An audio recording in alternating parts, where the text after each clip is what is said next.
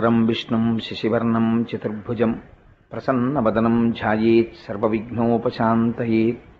గురుర్బ్రహ్మ గురుర్విష్ణుః గురుర్దేవో మహేశ్వరః గురుః సాక్షాత్ పరబ్రహ్మ తస్మై శ్రీగురవే నమః. వ్యాసాయ విష్ణురూపాయ వ్యాసరూపాయ విష్ణవే నమో వై బ్రహ్మనిధయే వాసిష్ఠాయ నమో నమః. కూజంతం రామ రామీతి మధురం మధురాక్షరం ఆరుహ్య కవితాశాఖాం వందే వాల్మీకికోకిలం. శృతిస్మృతిపురాణానాం ఆలయం కరుణాలయం నమామి భగవత్పాదశంకరం లోకశంకరం. వాగర్ధావివ సంపృక్తౌ వాగర్ధప్రతిపత్తయే జగతః పితరౌ వందే పార్వతీపరమేశ్వరౌ. సూక్తిం సమగ్రయతున స్వయమేవ లక్ష్మీః శ్రీరంగరాజమహిషీమధురైఃకటాక్షైః. వైదగ్ధ్యవర్ణగుణగుంభనగౌరవైర్యాం కండూలకర్ణకుహరాः కవయోధయంతి. హైమోర్ధ్వపుండ్రమజహన్మకుటం సునాసం మందస్మితం మకరకుండలచారుగండం. బింబాధరం బహుళదీర్ఘకృపాకటాక్షం శ్రీవేంకటేశముఖమాత్మని సన్నిధత్తాం.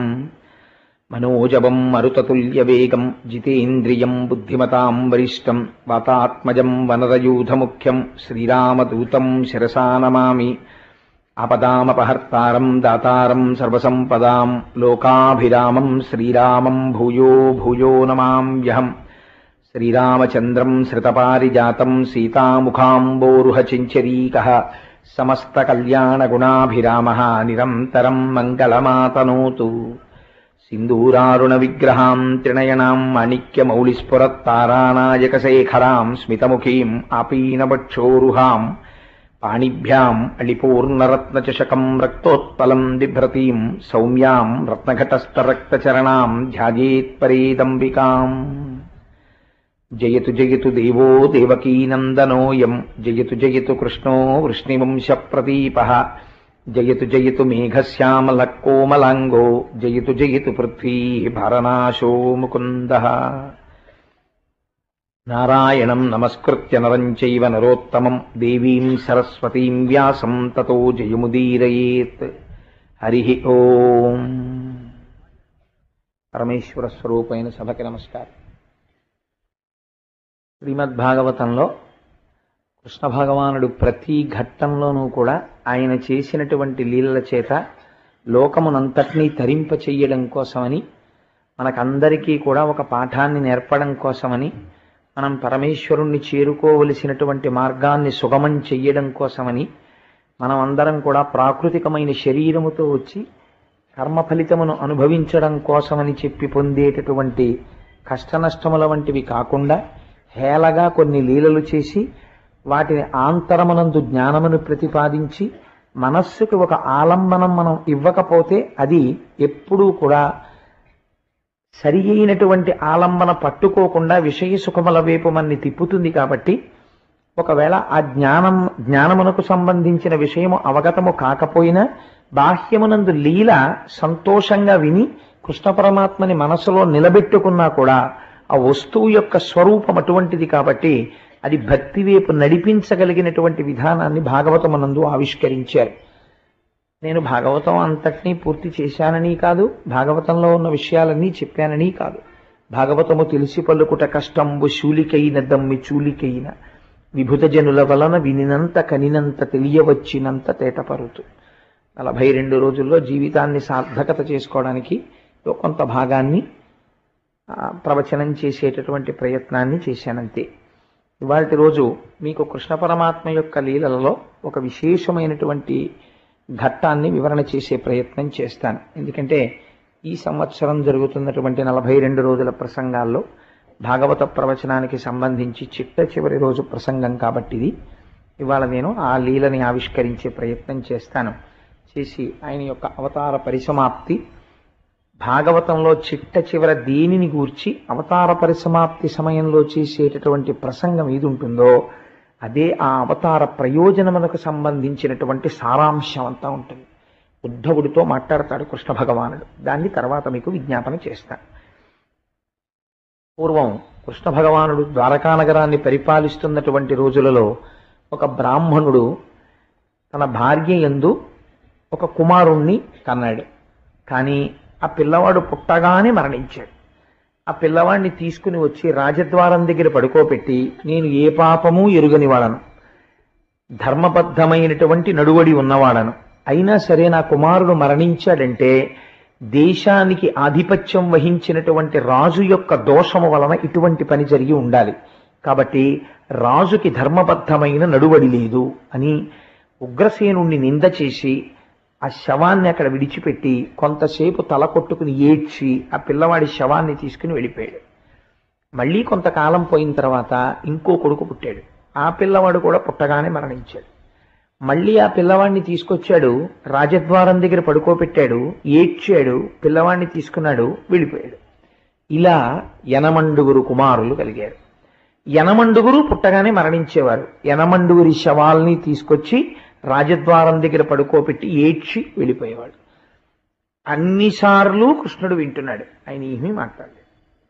8వసారి రాజుని నింద చేస్తుండగా అర్జునుడు ద్వారకానగరంలో ఉన్నాడు. ఈ బ్రాహ్మణుడు నాకు పుట్టినటువంటి బిడ్డలందరూ కేవలం రాజు యొక్క అధర్మము వల్లే మడిసిపోతున్నారని ఏడుస్తున్న సమయంలో అర్జునుడు చూసి ఒక మాట అన్నాడు. ఈపగిది నీవు వగవన్ వాపోవగ చూచి అకట వారింపంగా ఓపిన విలుకాడొక్కండీపురి లేడయ్యనయ్య ఇది పాపమగున్ అన్నాడు. ఒక్కొక్కసారి నోటి వెంట ఎంత విచిత్రమైన మాటలు వచ్చేస్తాయో చూడండి. తను ధనుర్విద్యాపారంగతుడు, చేత గాంధీవం పట్టుకుని శత్రుమూకలను దునుమాడగలిగినటువంటి శక్తి సామర్థ్యములు ఉన్నవాడు అర్జునుడు. అందుచేత ఆయన అన్నాడు, నువ్వు బ్రాహ్మణుడవు, నీ ఏడుపుని బట్టి నాకు అర్థమవుతోంది ఏమిటంటే నీకు 80 కొడుకులు ఇప్పటికి మరణించారు.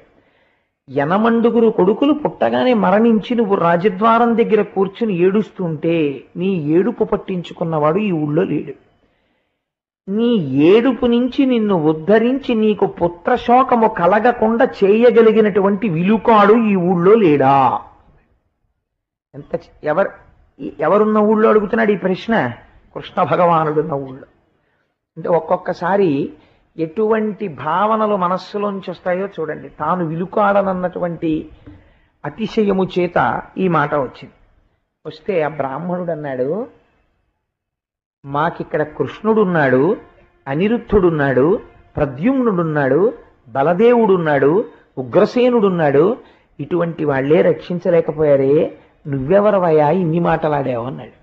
అంటే ఆయన అన్నాడు, అర్జునుడు కోపం వచ్చింది, వీళ్ళందరి పేర్లు ఇంత గొప్పగా చెప్తున్నావు, వీళ్ళు ఎవరైనా రక్షించారా? నీ కొడుకునిచ్చారా? నేనెవరినో తెలుసా? బలుడంగాను, నేను బలరాముణ్ణి కాను, మురాసురాంతకుడగాను, ప్రద్యుమ్నుండకాను, నే తెలియం తత్తనయుండగానని విరుద్ధ వ్రాతమున్ భీషణోజ్వల గాంధీవ ధనుర్విముక్త నిశితాస్త్ర శ్రేణిచే పీన్గుం పెంటలు కావించు పరక్రమ ప్రకీలు చండ స్ఫూర్తినే పార్థుండన్ అన్నాడు. నేను బలదేవుణ్ణి కాను, మురాసురాంతకుడ కాను, నేను మురారిని కాను, అంటే మురా అనబడేటటువంటి రాక్షసుణ్ణి సంహరించిన వాడను కాను, కాబట్టి నేను కృష్ణ భగవానుణ్ణి కాను. ప్రద్యుమ్నుండ కాను, నేను ప్రద్యుమ్నుండి కాను. నే తెలియంత తనయుండ కాను, తత్తనయుడు అంటే ప్రద్యుమ్నుడి కొడుకు, అనిరుద్ధుణ్ణి కాను. మరి నేనెవరు అంటే విరుద్ధ వ్రాతమున్ భీషణోజ్వల గాంధీవ ధనుర్విముక్త నిశితాస్త్ర శ్రేణిచే పీన్గుంపెంటలు కావించు పరాక్రమ ప్రకట చండస్ఫూర్తినే పార్థుండం అన్నాడు. ఏ మహానుభావుడు చేతిలో గాంధీవం పట్టుకుని 2 చేతులతోటి బాణాల్ని తీసి సంధించి విడిచిపెట్టి శత్రువుల యొక్క మూకల్ని చెండాడుతాడో అటువంటి సవ్యసాచి అయిన పార్థుణ్ణి నేనుండగా నీకు భయం లేదు. ఈసారి నీ కుమారుడు మరణించాడు, నేను ఇక్కడే ఉండి నీ కుమారుడి ప్రాణములు పోకుండా కాపాడతాను, నీకు నా భయం. అలా నీ కొడుకుని నేను కాపాడలేకపోతే నేను అగ్ని ప్రవేశం చేస్తాను. నువ్వు కృష్ణుడుండగా జరగదా, బలరాముడుండగా జరగదా? వాళ్లే చెయ్యలేదు, నువ్వేం చేయగలవని కదా అడిగావు. ప్రతిజ్ఞ చేస్తున్నాను, నీ కుమారుణ్ణి రక్షించలేకపోతే నేను అగ్ని ప్రవేశం చేసి శరీరాన్ని వదిలిపెట్టేస్తాను, ఇది నా ప్రతిజ్ఞ అని ద్వారకలో ఉండిపోయాడు. ఉండిపోతే ఆ బ్రాహ్మణుడి యొక్క భార్య గర్భమును దాల్చింది.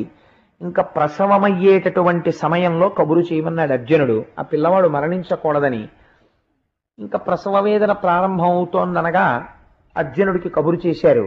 ఆయన స్నానం చేసి శుచి అయి ఒక పవిత్రమైన ప్రదేశమునందు వెళ్లి నిలబడి పరమశివుణ్ణి ఒక్కసారి తలుచుకొని నమస్కారం చేసి, ఆయన వలన పాశుపతాస్త్రమును పొందినవాడు కనుక అక్షయబాణ తూణీరములను రెండు భుజములకు కట్టుకుని శరవేగంతో ఆ బాణ పరంపర ప్రయోగం చేశాడు. ప్రసూతి గృహం చుట్టూ ఎటువంటి మంత్రపూరితమైనటువంటి బాణములతో పరంజా అల్లాడంటే అందులోకి సూక్ష్మమైన అణువు ప్రవేశించలేదు, అందులోంచి ఒక అణువు బయటికి వెళ్ళలేదు. కాబట్టి ఇప్పుడు మృత్యుదేవత ఎటు నుంచి వస్తుంది, ఎలా పిల్లవాడి ప్రాణాలు తీసుకెళ్తుంది? తీసుకెళ్ళడానికి వీల్లేదు. కాబట్టి నేను బాణాలతో కట్టేశాను. నేను అటువంటి విలుకాడనటువంటి రక్షణ కవచాన్ని దుర్భేద్యముగా నిర్మాణము చేశాడు. లోపల ఒక పిల్లవాడి యొక్క క్యారమన్న ఏడుపు వినపడింది. ప్రసవం అయింది కాబట్టి బిడ్డడు జన్మించాడు అనుకున్నారు. పుట్టిన బిడ్డడు చనిపోయాడు అని ఏడుపులు వినపడ్డాయి. ఆశ్చర్యపోయే అర్జునుడు ఏడి పిల్లవాడు అని లోపలికి వెళ్ళాడు. 8 సార్లు పిల్లాడు చచ్చిపోయాడు, ఇప్పుడు చచ్చిపోయిన పిల్లాడు కూడా మాయమైపోయాడు అన్నాడు. ఎలాంటి చోటు నుంచి? అర్జునుడి చేత నిర్మింపబడిన దుర్భేద్యమైన బాణకవచమున్న చోటు నుంచి ఈసారి శరీరం కూడా అదృశ్యమైపోయింది. ఇప్పుడు ఏమన్నాడు అర్జునుడు? నేను ఆ పిల్లవాడిని రక్షించకపోతే అగ్ని ప్రవేశం చేస్తానన్నాడు. అంతమంది వీరుల్ని తెగతార్చాను, ఒక పిల్లాన్ని రక్షించడం నాకు లెక్క అనుకున్నాడు. కాబట్టి ఇప్పుడు తెలుసున్నది ఏమిటి? ప్రాణములను తీసుకెళ్లేటటువంటిది ఎవరు చేస్తారా డ్యూటీ? యమధర్మరాజు గారు చేస్తారు. కాబట్టి ఎవరి దగ్గరికి వెళ్ళాలి పిల్లాడి ప్రాణాల కోసం? యమధర్మరాజు గారి దగ్గరికి వెళ్ళాలి. అందుకని వెంటనే తన యోగశక్తి చేత బయలుదేరి యమలోకానికి వెళ్ళాడు. వెళ్ళి ఆ పిల్లవాడిని తీసుకొచ్చి అక్కడ పెట్టావు అని అడిగాడు. ఏ పిల్లవాడు అని అడిగాడు యమధర్మరాజు. బ్రాహ్మణ కుమారుణ్ణి ఇప్పుడు తీసుకొచ్చారు కదా అన్నాడు. నీ తీసుకురాలేదు అన్నాడు. ఆయన ధర్మరాజు, ఆయన అబద్ధం అంటాం, తన పని తాను చేసుకుపోతాడు. మనం నమ్మగలిగింది ప్రత్యక్ష సత్యమైన విషయంలో రోజు చూస్తూనే ఉంటాం. కాబట్టి నేను తీసుకురాలేదు ఆ పిల్లవాడిని, నేను చంపలేదు. ఆ పిల్లవాడినే కాదు, నేను అసలు ఆ బ్రాహ్మణుడి పిల్లలు ఎవరిని నేను చంపలేదన్నాడు. ఆశ్చర్యపోయాడు అర్జునుడు. అక్కడి నుంచి దిక్పాలకుల యొక్క లోకములన్నింటికీ వెళ్ళాడు. అన్ని లోకాలలో వెతికాడు. బ్రాహ్మణ కుమారుణ్ణి ఎవరు తీసుకొచ్చారు? నిజం చెప్పండి, చేత గాంధీవము పట్టుకున్న పార్థుడను. అబద్ధం ఆడితే అంగీకరించాను. గడగడలాడిపోయారు. మహాప్రభో మేము తీసుకురాలేదు, మాకు తెలియదా పిల్లవాడి సంగతి అన్నాడు. అన్ని చోట్ల తిరిగేశాడు, పిల్లవాడు కనపడలేదు. ఇప్పుడు తలవాల్చుకుని మళ్ళీ భూలోకానికి వచ్చాడు. ద్వారకానగరం దగ్గరికి వచ్చాడు. ఈ బ్రాహ్మణుడి కోసం అని చూస్తుంటే ఆయన కృష్ణుడి మందిరం దగ్గర ఉన్నాడు. ఆయన అన్నాడు, ఆ బ్రాహ్మణుడు, ఎక్కడి పండుతనూభవుండెక్కడి విలుకాడు, వీనికెక్కడి సత్వం ఎక్కడి గాంధీవము, తనకెక్కడి దివ్యాస్త్ర సమితి యమనవచ్చున్ అన్నాడు. వీడు పార్థుట్ట, ఓ గాంధీవంట, అక్షయ బాణ తూణీరాల్ట, మంత్రపూరితమైన బాణాల్ట, నా కొడుకుని రక్షిస్తాట. ఇన్ని చేశాడు. పిల్లాడు మాయమైపోయాడు. నేను పట్టుకొస్తానని వెళ్ళాడు. అదిగో దిగాలు మొహం వేసుకొస్తున్నాడు. నేను ముందే చెప్పాను, ఇక్కడ బలదేవుడున్నాడు, కృష్ణుడున్నాడు, ప్రద్యుమ్నుడున్నాడు, అనిరుద్ధుడున్నాడు, వాళ్ళు చెయ్యని పని నువ్వెక్కడ చేస్తావన్నాను. గాంధీవం చూపించాడు, 2 తూణీరాలు చూపించాడు, బాణాలు చూపించాడు. చూపించి నేను ఎందుకు చెయ్యలేను, నా పాటి విలుకాళ్ళు ఈ ఊళ్ళో లేరా అన్నాడు. అదిగో వస్తున్నాడు, ఏం చేస్తున్నాడు అన్నాడు. ఈ మాట విని బ్రాహ్మణుడికి ఇచ్చినటువంటి మాట నిలబెట్టుకోలేకపోయాడు. పైగా క్షత్రియుడై ఇంతమంది మధ్యలో అధిక్షేపింపబడ్డాడు. ఇంక ఈ బ్రతుకెందుకు, నేను జీవించకూడదు అనుకున్నాడు. వెంటనే చితి పేర్పించుకొని అగ్నిహోత్రుణ్ణి ప్రార్థన చేసి చితిలో ప్రవేశిస్తున్నాడు. ప్రవేశిస్తుంటే అప్పుడు వచ్చాడు కృష్ణ పరమాత్మ. ఆయన బాగా పక్వంలో పడితే కానీ మాట్లాడ్డా ఎప్పుడు.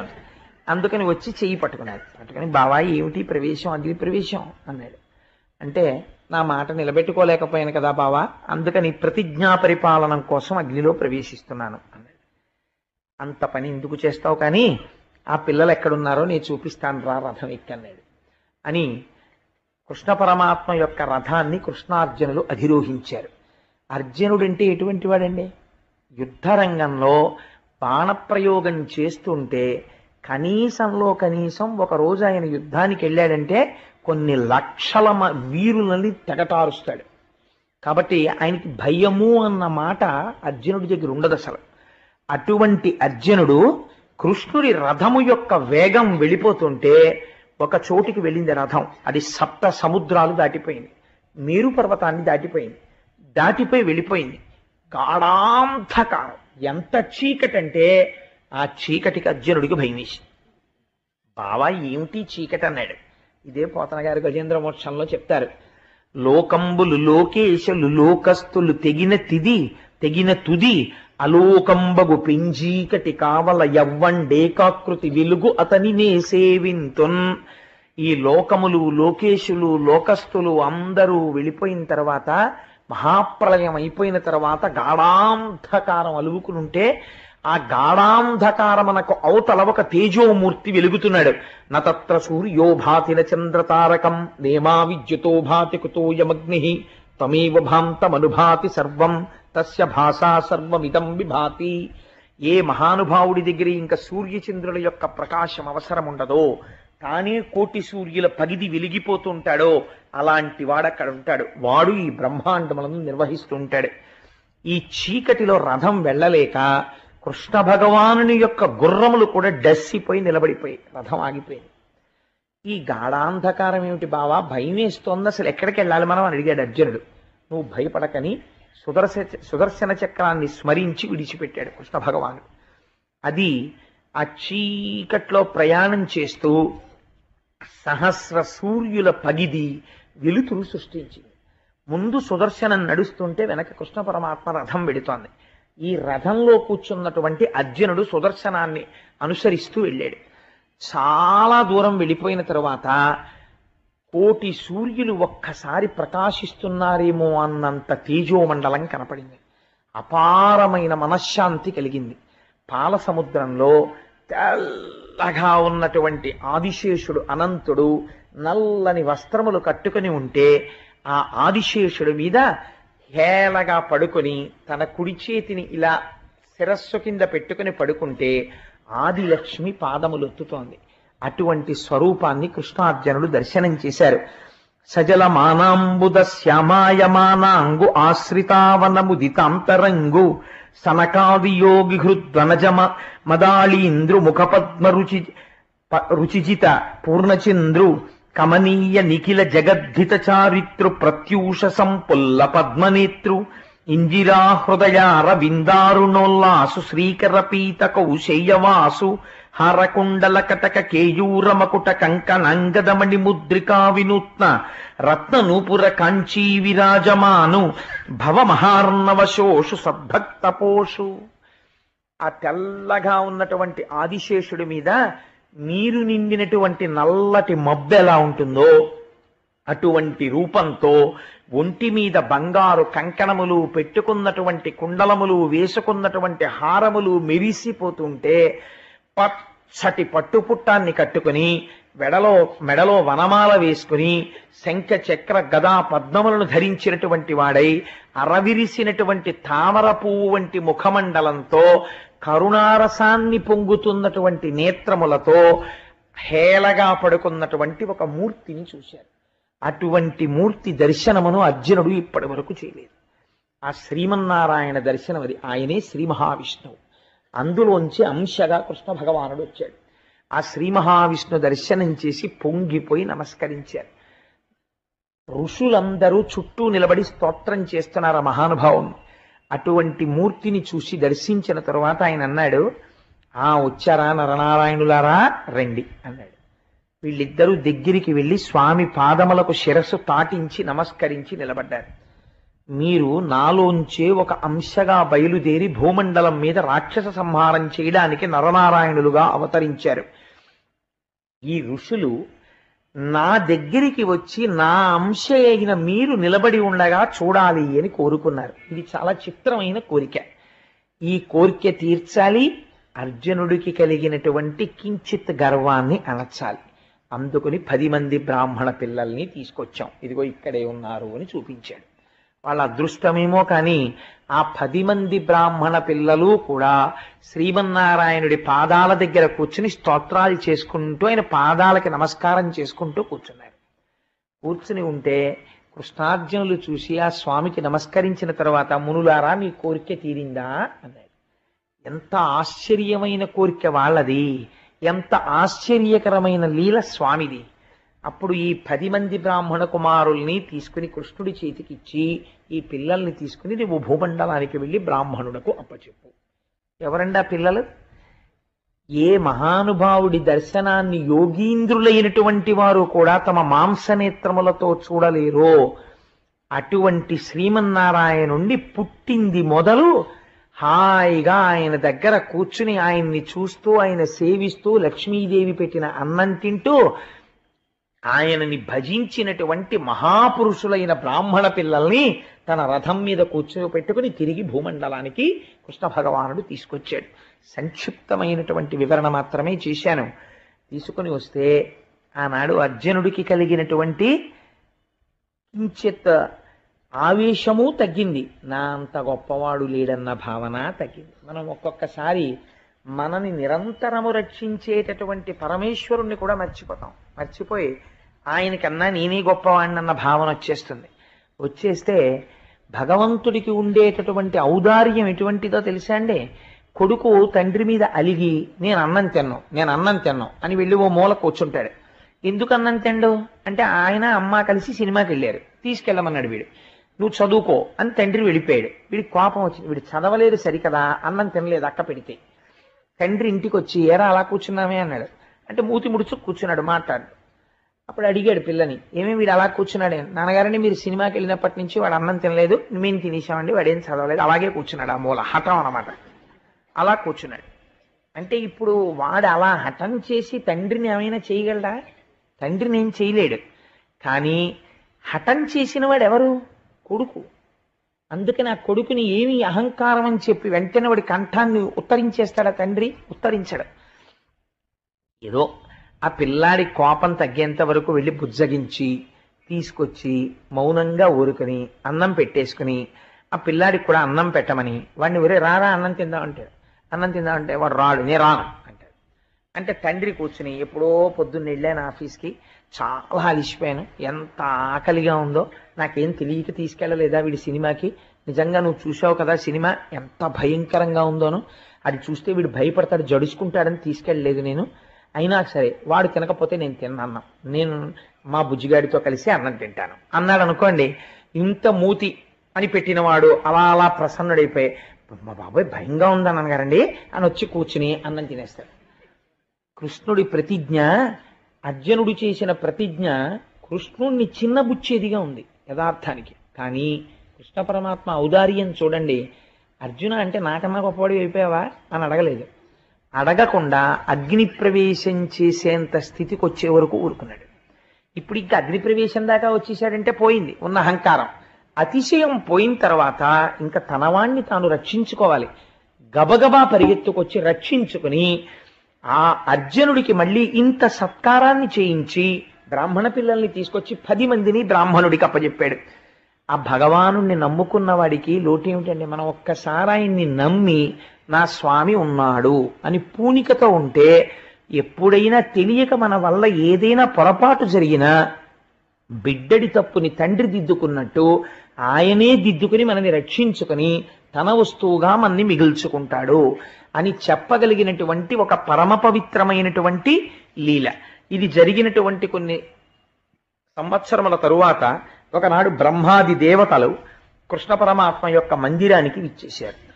విచ్చేసి ఆయన దర్శనం చేసుకున్న తర్వాత కృష్ణుడు అడిగాడు, మీరందరూ ఇవాళ ఎందుకు వచ్చారు, ఏమిటి విశేషం, ఇంతమంది దేవతలు వచ్చారని అడిగాడు. అడిగితే వాళ్ళు అన్నారు, అఖిల లోకేశ సర్వేశ అభవ నీవు ఉదయమందుట భూభారమడుపు కొరకు 2500 పరిమితంబు అయ్యే విచ్చేయు వైకుంఠహమ్యమునకు.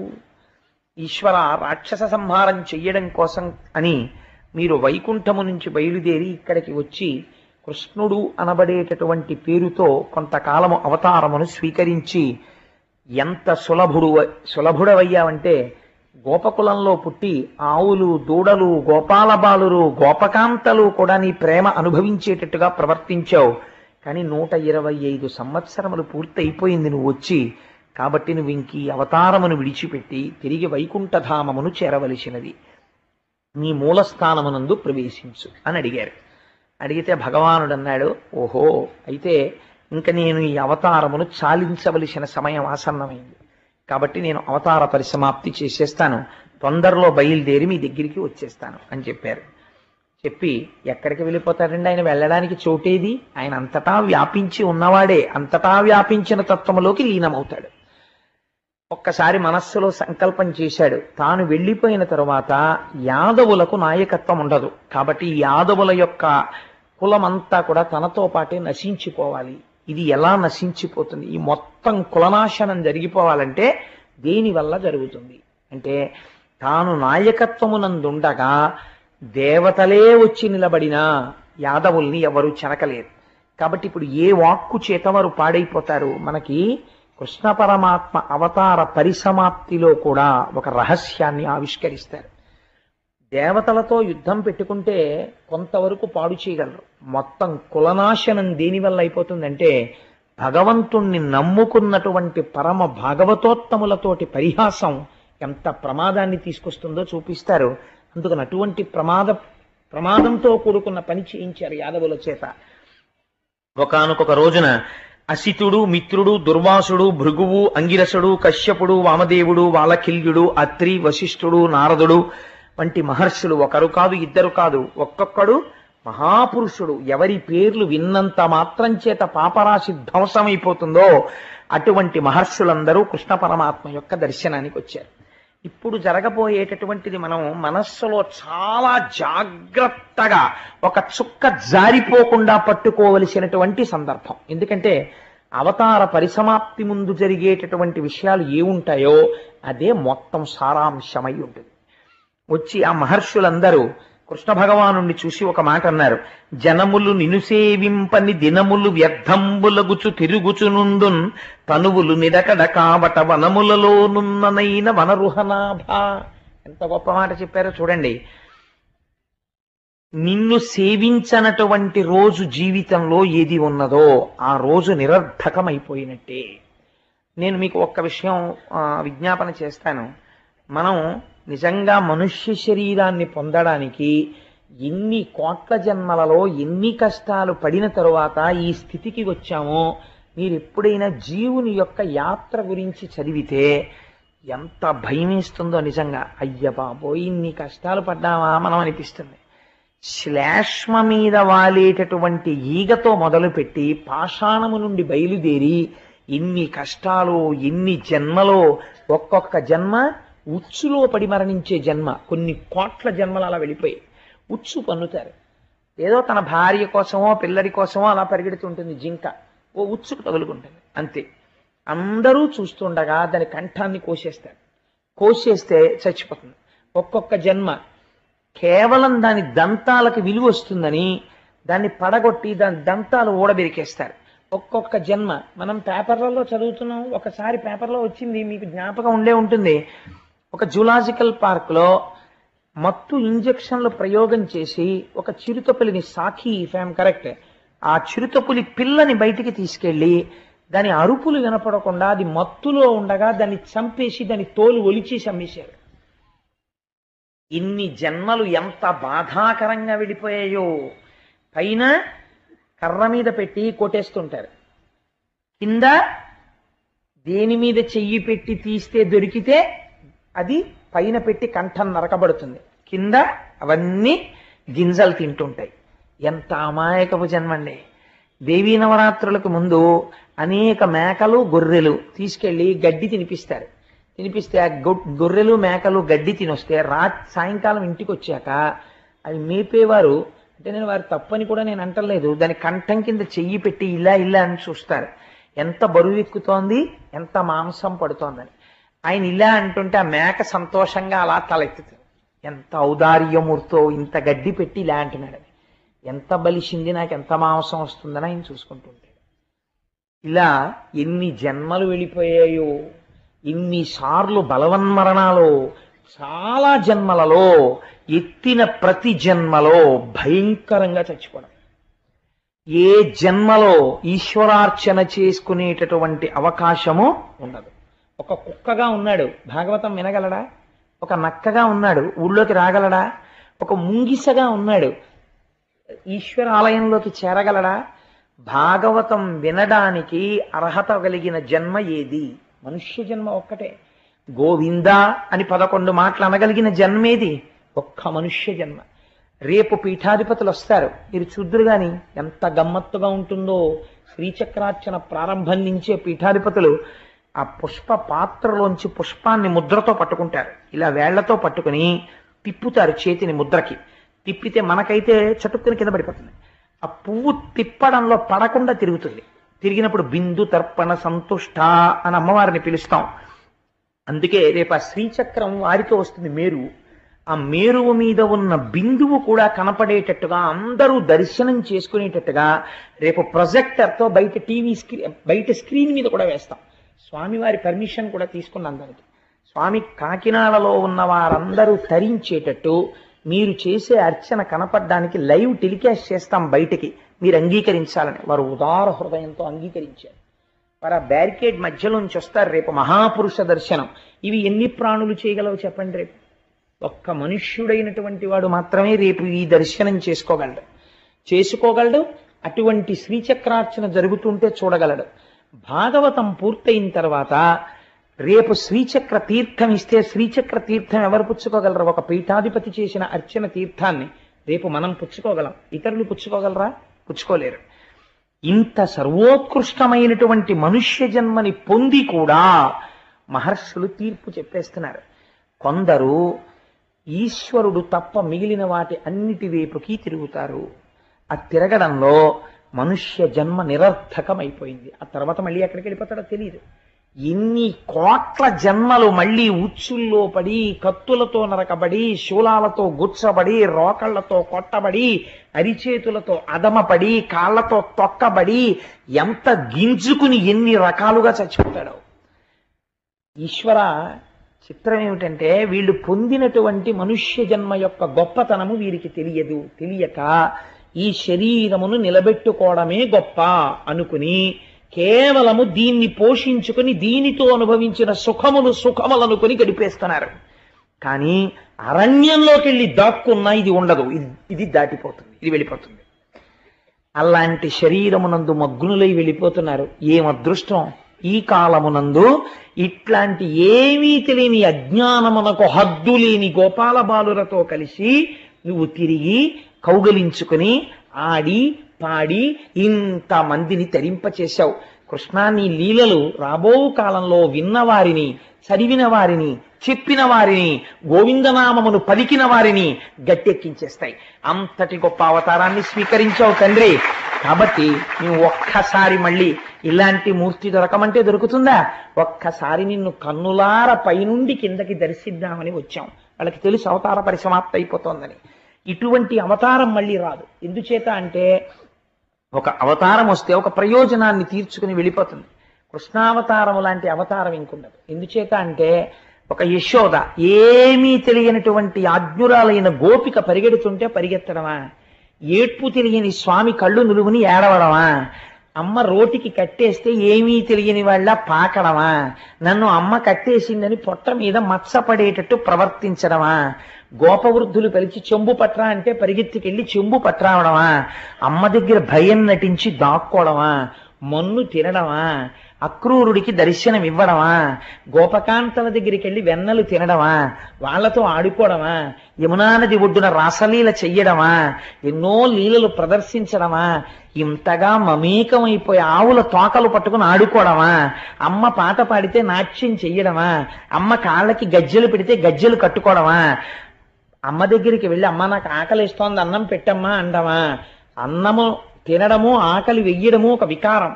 వికారములకు అతీతమైన వాడు వికారాన్ని ప్రదర్శించడమా? అమ్మ పెడితే తినడమా? పెరగడం తరగడం లేనివాడు పెరిగినట్టు కనపడ్డమా? ఇంతమందిని వివాహం చేసుకోవడమా? మా భర్త కృష్ణుడని తరింప చెయ్యడమా? రాక్షస సంహారం చెయ్యడమా? ఇంతటి అవతారమూర్తి అయి సౌజన్యమూర్తి అయి ఉద్ధరించి అయ్యో వచ్చే తరాలు తరించిపోవాలని భగవద్గీత బోధ చెయ్యడమా? నమ్ముకున్న పాండవుల్ని వెన్నంటి ఉండి రక్ష చెయ్యడమా? ఈశ్వర, నీలాంటి అవతారం మళ్ళీ వస్తుందా?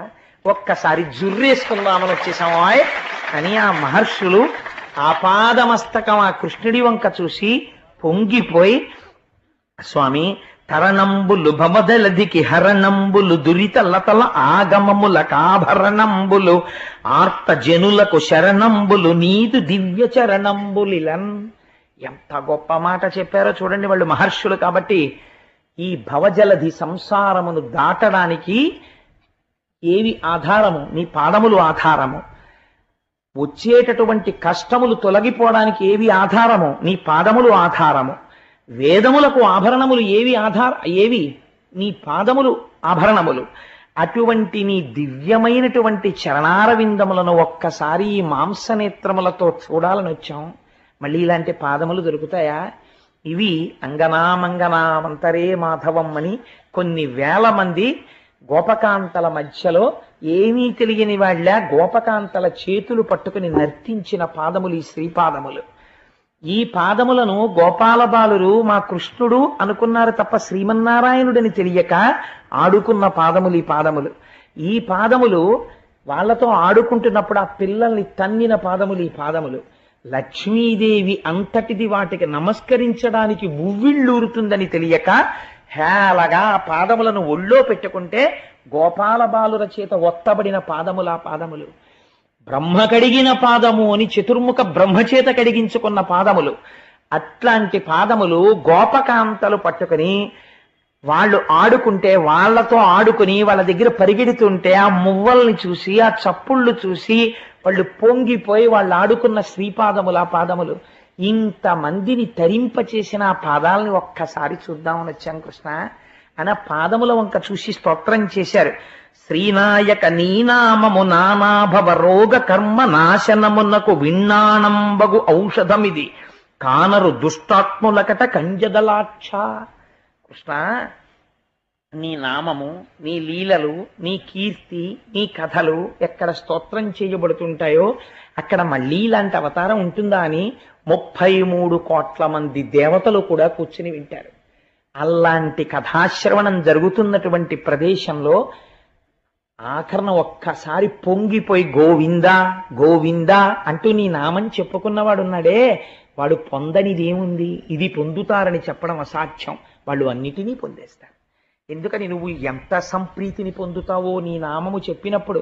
కలియుగానికి నామమే రక్ష. అటువంటి గొప్ప నామము, తేలికైన నామము, నీ అంతట నువ్వు కష్టపడి సంపాదించుకున్న నామము. 7 ఏండ్ల బాలుడవై 7 రాత్రులు 7 పగళ్ళు కొండ నెత్తి నిలబెట్టి రక్షించుకుని నువ్వు సంపాదించుకున్న నామము గోవిందనామము, భాగవతంలో వచ్చిన నామము. అందుకని అటువంటి గోవిందుని పట్టాభిషేకం ఒక ధూర్తుడు, ఏమీ తెలియని వాడు ఒక్క మాట చెప్తే నమ్మి వృద్ధులు, పిల్లలు, పెద్దలు, ఆడవాళ్ళు, ముసలివాళ్ళు, ఆవులు, ఆఖరికి వేషాలు కట్టి వాడు చెప్పాడు మేము నమ్మామని ఇంతమంది వరుస కట్టి అంత దూరం నుంచి ఇంత దూరం నువ్వు ఉన్నావని నమ్మి నీ నామము సత్యమని నమ్మి పరిమళ ద్రవ్యాలు జల్లుతూ వచ్చిన వారిని ఉద్ధరించకుండా ఉంటాడా? వాడి పట్టాభిషేకం జరిగితే అటువంటి నామము నీ నామము. ఆ నామము సముపార్జింపబడింది నువ్వు కృష్ణమూర్తిగా ఉండగా. అటువంటి ఈ రూపమును, అటువంటి గోవింద పట్టాభిషేకాన్ని పొంది ఒక ఒత్తు లేకుండా గోవిందాని కీర్తింపబడిన నామమును సముపార్జించుకున్న కథ భాగవత అంతర్గతము. ఆ అవతారము కృష్ణ పరమాత్మ. ఇంత గొప్ప అవతారాన్ని మళ్ళీ మేము చూడగలమా? మళ్ళీ వస్తుందా ఇటువంటి అవతారం? మాకు వస్తాయా రోజులు? మళ్ళీ మేము ఎప్పుడు వింటాం దశమస్కంధం? నీకేమో ఇవాళ పూజ చేసుకుంటుంటే నాకే ఎంత బెంగ వచ్చిందో, ఈశ్వరా మళ్ళీ ఎప్పుడు చెప్పిస్తావు నాతో భాగవతం అని. కాబట్టి ఎంత పొంగు ఆ చిన్ని కృష్ణుడి గురించి వింటుంటే. కాబట్టి అటు మహర్షులు బెంగ పెట్టుకున్నారు, మునులు బెంగ పెట్టుకున్నారు. స్వామి మళ్ళీ ఎప్పుడు చూస్తాం? ఒక్కసారి నిన్ను ఆపాదమస్తకం చూసి తరించిపోదామని వచ్చాం. అందుకుని వచ్చామయ్యా అంటే కృష్ణ పరమాత్మ చూసి నవ్వి, నేను కూడా మిమ్మల్ని రప్పించడానికి ఒక కారణం ఉంది. మీరు నన్ను చూసి తరించారు కదా, చెప్పవలసిన మాట చెప్పారు. ఇదే లోకం కూడా తెలుసుకోవాలి. కాబట్టి ఇప్పుడు నేను మనస్సులో చేసిన సంకల్పం తీరడానికి మీరు ఒక్కసారి నది ఒడ్డుకి వెళ్ళండి, నదీ స్నానం చెయ్యండి. యాదవ కుల నాశనం జరగాలి, అవతార పరిసమాప్తి. ఈ మహర్షులందరూ వెళ్ళి ఆ నది ఒడ్డున స్నానం చేసి కూర్చుని భగవంతుడి యొక్క కథలు తలుచుకు పొంగిపోతున్నారు. ఏమి కృష్ణావతారం! వీళ్ళందరినీ తీసుకొచ్చి ద్వారకలో పెట్టాడు, ఇలా రక్షించాడు, జరాసంధుణ్ణి పీచమణిపించాడు, ధర్మరాజుతో రాజసూయం చేయించాడు, కురుక్షేత్రంలో యుద్ధం చేయించాడు, భీష్మాచార్యుడికి మోక్షం ఇచ్చాడు, తాను వెళ్ళి ఎదురుగుండా నిలబడి విష్ణు సహస్రనామ స్తోత్రం చెప్పించాడు. ఏమి కృష్ణుడు, కృష్ణుడు లాంటి అవతారం ఉంటుందా మళ్ళీ అని వాళ్ళు పరవశించిపోతుంటే అక్కడికి ఈ యాదవులందరూ కూడా నవ్వుతూ తుళ్ళుతూ ఆడుకుంటూ దూరం నుంచి ఈ మహర్షుల్ని చూశారు. వాళ్ళలో ఒక చిత్రమైన బుద్ధి పుట్టింది కృష్ణుడి యొక్క ప్రచోదనము చేత. సాంబుడికి చీర కట్టి ఆడదానిలా అలంకరించి కడుపు ఎత్తుగా కనపడేటట్టుగా చేసి ఆ మహర్షుల దగ్గరికి తీసుకొచ్చి వీళ్ళు ఏ పాటి పరిజ్ఞానంతో చెప్తారో చూద్దాం అనుకుని మూకలు కూడియాదవులు ముందట బెట్టుక యార్చి నవ్వుచున్ పోకల పోవుచున్ ముని సమూహము కొయ్యన సాగి మృక్కుచుం ప్రాకటమైన ఈ సుదతి భారపు గర్భమునందు పుత్రుడో ఏకతమందు బలికయో ఏర్పడ చెప్పుటటన్న ఉగ్రులై.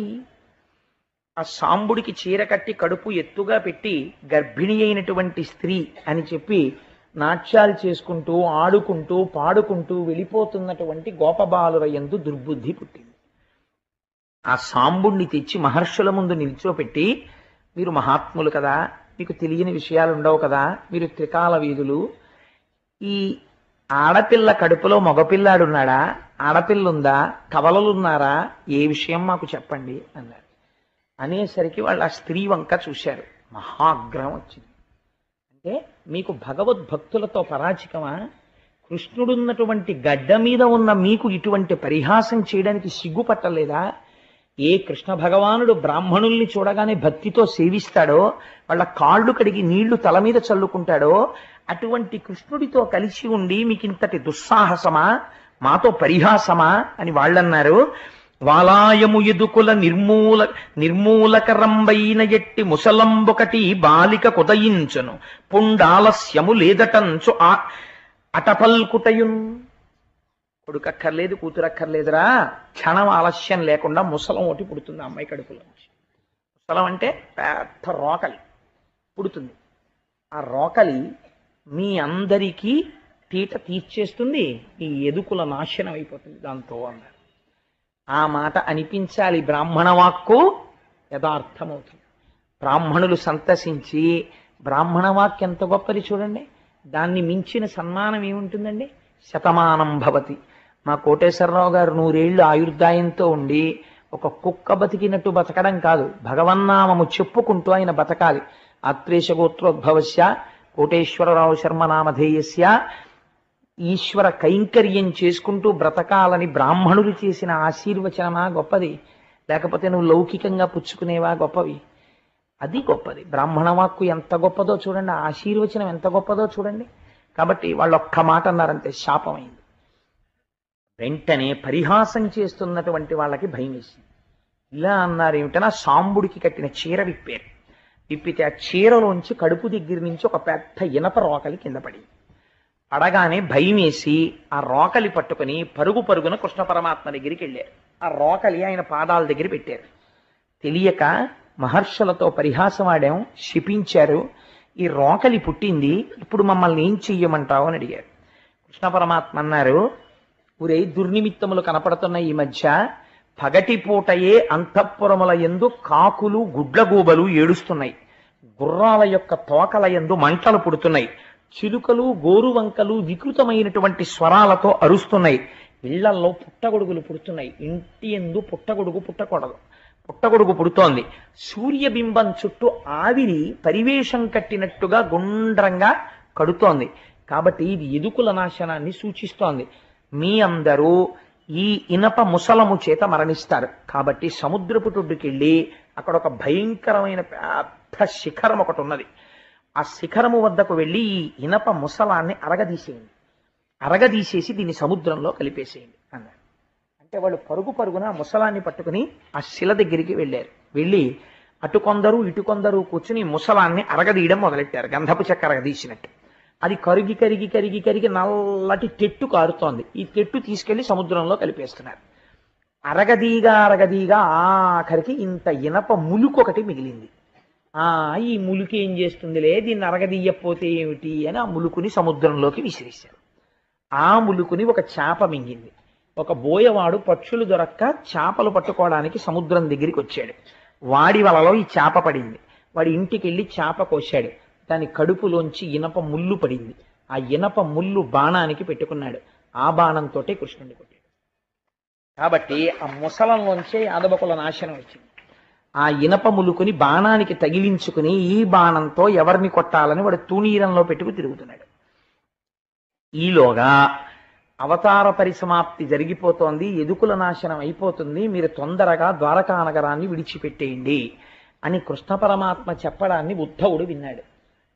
కృష్ణ, నీతో కలిసి ఆడుకున్నాం, నీతో కలిసి పాడుకున్నాం, నీతో కలిసి అన్నం తిన్నాం, నీతో కలిసి సంతోషంగా గడిపాం. ఇలాంటి కృష్ణావతారం అయిపోతోందంటే నేను తట్టుకోలేకపోతున్నాను, నేను ఉండలేను. కాబట్టి నా మనస్సు శాంతించేటట్టు, నిరంతరము నీతో ఉండేటట్టు నాకు ఏదైనా ఉపదేశం చెయ్యి అన్నాడు. అంటే అప్పుడు కృష్ణ పరమాత్మ ఒక అద్భుతమైనటువంటి విషయాన్ని ఉద్ధవుడితో ప్రస్తావన చేస్తారు. ఇది మనందరం కూడా తెలుసుకుని జీవితంలో పాటించవలసినటువంటి తుద ప్రసంగం కృష్ణ పరమాత్మది. దీని తర్వాత ఇంక వారు మాట్లాడలేదు. అందుకని ఇది లోకాన్ని ఉద్ధరించడానికి ఉద్ధవుణ్ణి అడ్డుపెట్టి చెప్పారు. నేటికి 7వ రాత్రి కలియుగ ప్రవేశం జరుగుతుంది. 7వ రాత్రి లోపల ద్వారకా పట్టణాన్ని సముద్రం ముంచెత్తేస్తుంది. సముద్ర గర్భంలోకి ద్వారక వెళ్ళిపోతుంది. ద్వారకలో ఉన్నవారందరూ మరణిస్తారు. తదనంతరం కలియుగం ప్రవేశిస్తుంది. కలియుగం ప్రవేశించగానే మనుష్యుల యందు 2 లక్షణాలు బయలుదేరుతాయి. ఒకటి అపారమైనటువంటి కోర్కెలు, 2 విపరీతమైనటువంటి కోపం. ఎవ్వడూ కూడా తన తప్పు తాను తెలుసుకునే ప్రయత్నం కలియుగంలో చెయ్యడు. ప్రతి వాడికి కోపమే, ప్రతి వాడికి కోర్కెలే. కోర్కెల చేత, అపారమైనటువంటి కోపము చేత తమ ఆయుర్దాయాన్ని తాము తగ్గించేసుకుంటారు. కోపము చేతనే, అపారమైన కోర్కెల చేతను తిరగడం వల్ల వ్యాధులు వస్తాయి. ఇవాళ చాలా మంది డాక్టర్లు చెప్తుంటారు, మీరు ఇంత టెన్షన్డ్గా తిరగడం వల్లే బీపీ వస్తుంది మీకు అంటుంటారు. నెర్వస్ టెన్షన్స్ వస్తాయి. అప్పుడే చెప్పేశాడు కృష్ణ పరమాత్మ, వీళ్ళకి వ్యాధులు పొటమరించి వీళ్ళ ఆయుర్దాయాన్ని వీళ్ళు తగ్గించేసుకుంటారు.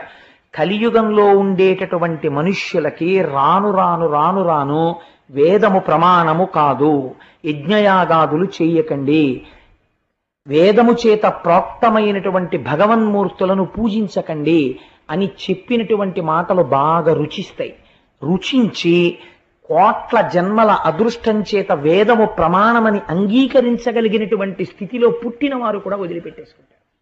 వదిలిపెట్టేసుకుని తమంత తాముగా పాషండమతములను కౌగిలించుకుని అభ్యున్నతిని విడిచిపెట్టి వేరు మార్గములలో వెళ్ళిపోతారు.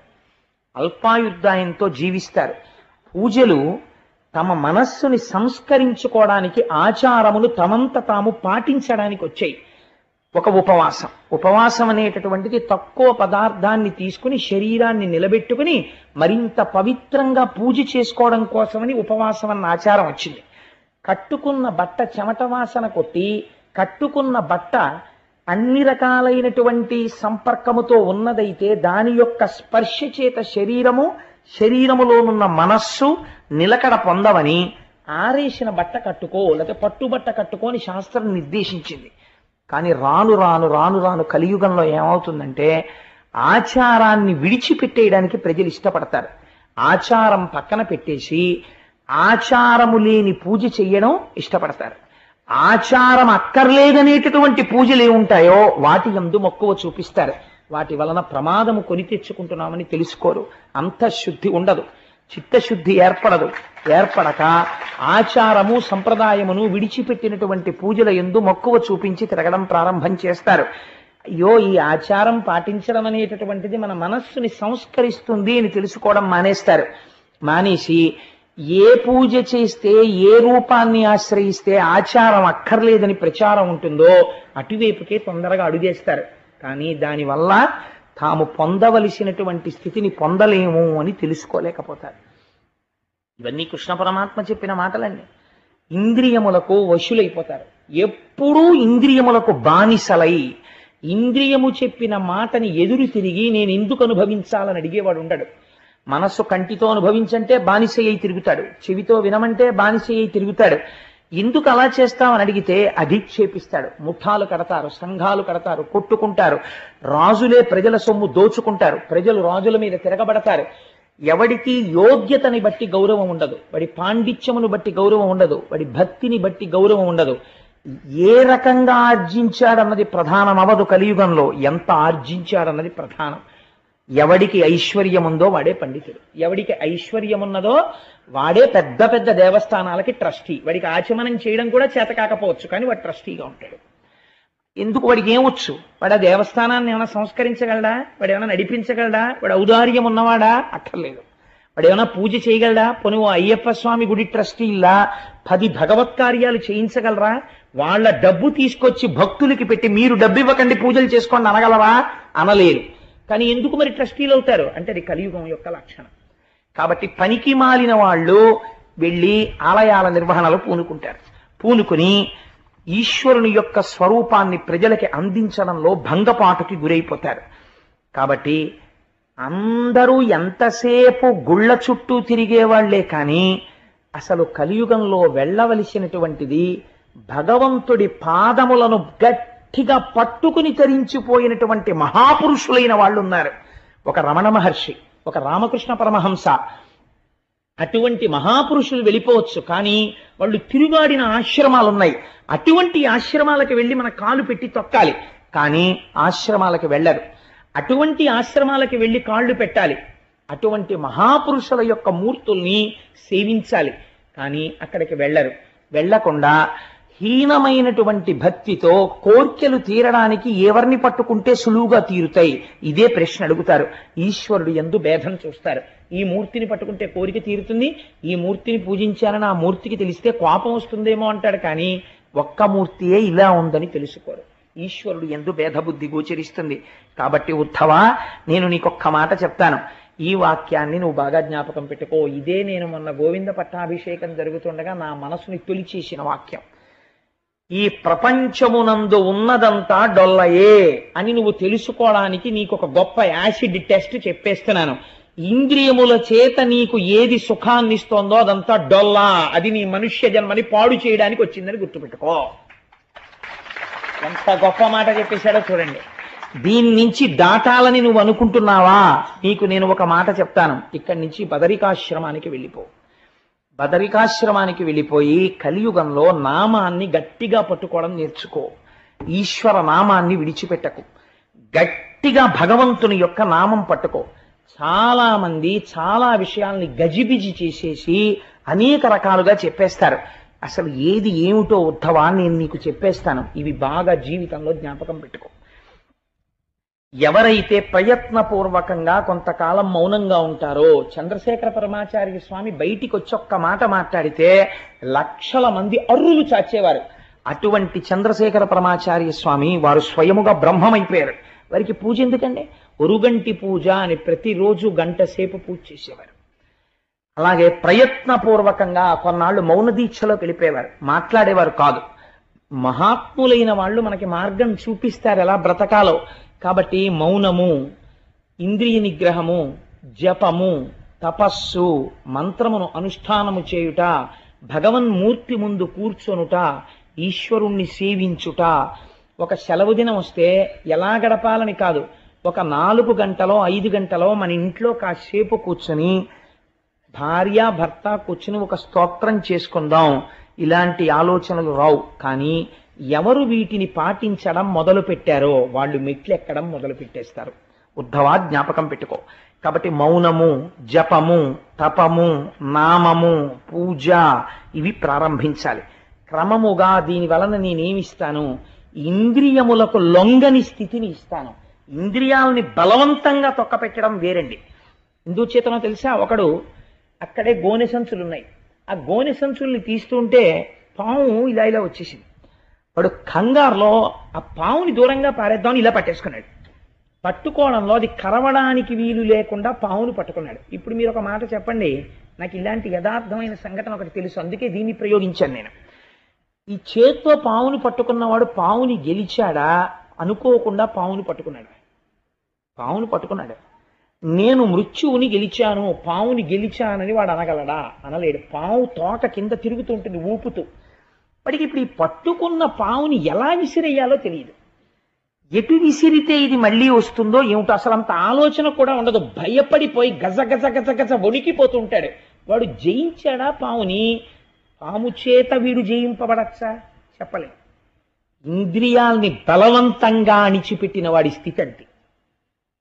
అందుకే ఇంద్రియానికి కావలసిన సుఖం వేదం ఏం చెప్పిందో ఆ సుఖమునివ్వాలి.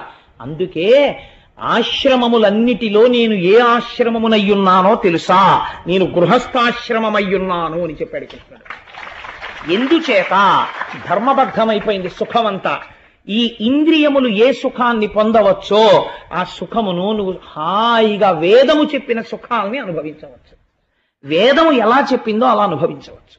అనుభవించి ఇది సుఖము కాదు, ఇది సుఖంలా కనపడుతోంది అంతే అని సత్యాన్ని తెలుసుకోగలవు. కాబట్టి ఇప్పుడు నీ ఇంద్రియములకు లౌల్యం ఉండదు. ఇంద్రియాల్ని గెలవడం అంటే ఏమిటో తెలుసా అండి? ఒక వస్తువుని చూసి ఇంద్రియంలో చాంచల్యం రాకుండా ఇలా కళ్ళు మూసేసుకుని అమ్మో నేను చూడండి బాబాయ్ చూస్తే నా మనసు పాడైపోతుందని కళ్ళు మూసుకోవడం ఇంద్రియాలను గెలవడం కాదు. కళ్ళు తెరిచి ఆ వస్తువు వంక చూస్తూ మా జగన్మాత అని మీరు అన్నారనుకోండి. ఒక స్త్రీ, ఒక అందమైన స్త్రీ, ఎందుకు దాపరికం, నేను ఒక ఉదాహరణ చెప్పేస్తాను. ఒక అందమైన స్త్రీని అలా వెళ్ళిపోతోంది అనుకోండి, వెళ్ళిపోతుంటే వెంటనే పురుషులకు లౌల్యము కలిగిందనుకోండి, వాడు పాపం మూట కట్టేస్తున్నాడు మనస్సు చేత. దాన్ని నివర్తయ మనోమత్త స్వజనే క్రియతాం మనః అంటుంది సీతమ్మ. వాడు ఒక్కసారి వెంటనే నా చేత రోజు పూజలు అందుకునేటటువంటి నా తల్లి పార్వతీదేవి ఇవాళ నీ కంటికి కనపడతానని జగన్మాత నడుస్తోంది, ఏమి నా అదృష్టం అన్నాడు అనుకోండి, వాడు పుణ్యం మూట కట్టేసాడు. అలా ఎప్పుడు అనగలడు? ఏమి సుఖం నాకు తెలియదా, ఎందుకు వచ్చిన చూపు, దిక్కుమాల చూపు, నేను మా జగన్మాతని చూస్తానన్నాడు అనుకోండి, వాడు తరించిపోయాడు. కాబట్టి సుఖము సుఖము కాదని తెలుసుకోవడానికి ఆశ్రయనీయము గృహస్థాశ్రమము. అందుచేత అటువంటి గృహస్థాశ్రమమునందుండి ఇంద్రియములకు లొంగనటువంటి స్థితికి ఒకడు ఎదుగుతున్నాడు. అలా ఎదిగిన వాడెవడున్నాడో వాడు శమమును పొంది ఉన్నాడు. దాన్ని శమం అంటారు ఉద్ధవ. మనోనిర్మలత్వము, మనస్సు ఎందు నిర్మలంగా ఉంటాడు, ఎప్పుడు హాయిగా ఉంటాడు, ఈశ్వరుణ్ణి సేవించుకుంటూ ఉంటాడు. తాను భగవంతుణ్ణి ఏది పూజా మందిరంలో చూశాడో అదే లోకమంతటా చూస్తుంటాడు. బెంగ పెట్టుకోడు కృష్ణావతారం అయిపోయిందని. కృష్ణావతారం అయిపోవడం ఏమిటి, నాకు కనపడుతున్న వాళ్ళందరూ కృష్ణ స్వరూపాలే అంటాడు, పొంగిపోతాడు. కాబట్టి ఇప్పుడు ఏమైపోయింది, సమత్వ బుద్ధితో ఉంటాడు.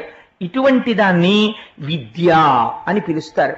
ఇది తెలియక వాడు వేరు నేను వేరు అని ఎప్పుడు కుచ్చిత బుద్ధితో ఉండి పైకి ఎలా కనపడినా, ఎంత పవిత్రమైన వాళ్లే కనపడినా లోపల పరమ కుళ్ళు బుద్ధితో ఉన్నవాడెవడున్నాడో వాడు అవిద్యయందున్నాడు.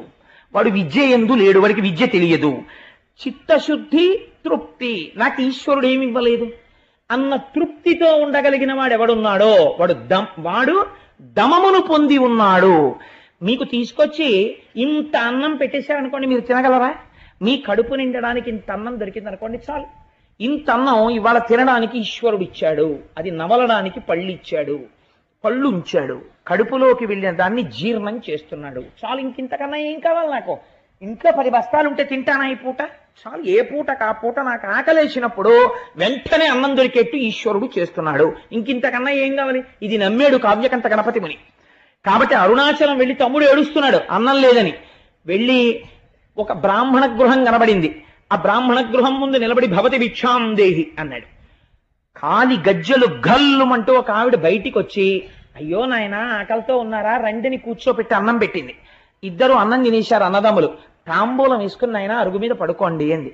అమ్మా ఇంటాయన నీరమ్మా అన్నారు. ఇంటాయన లోపల ఉన్నాడయ్యా, ఆయన దర్శనం అంతా తేలిగ్గా దొరికేది కాదులే అంది. ఆయన తాంబూలం వేసుకుని ఆవిడ దక్షిణ ఇచ్చిన దక్షిణ కూడా ఉంది. అన్నదమ్ములు ఇద్దరూ అలిసిపోయి కడుపు నిండా తిని అరుగు మీద పడుకున్నారు. మర్నాడు తెల్లవారుజామున తెలివచ్చింది. తల్లి నిన్న రాత్రి ఆకలితో ఉన్నప్పుడు అన్నం పెట్టింది, ఆ అమ్మకు నమస్కారం అనుకుని చూశాడు. అది గణపతి గుడి యొక్క అరుగు. ఎక్కడి నుంచి వచ్చింది ఇల్లు? నమ్ముకున్న వాడికి నమ్ముకున్నంత. నీకు ఆకలేసినప్పుడు అన్నం పెట్టడానికి జగదంబ నీ వెంట తిరిగితే నీకు ఇంకే ఐశ్వర్యం కావాలి? నువ్వు నమ్ముకుని అమ్మని ఇక్కడ సుప్రతిష్ఠితం చేసుకుంటే నీకు ఇంకింతకన్నా ఏ ఐశ్వర్యం కావాలి? సమస్త జగదాధారుడు నావాడై ఉన్నాడు అన్న తృప్తి కలిగి ఉండడం దమం.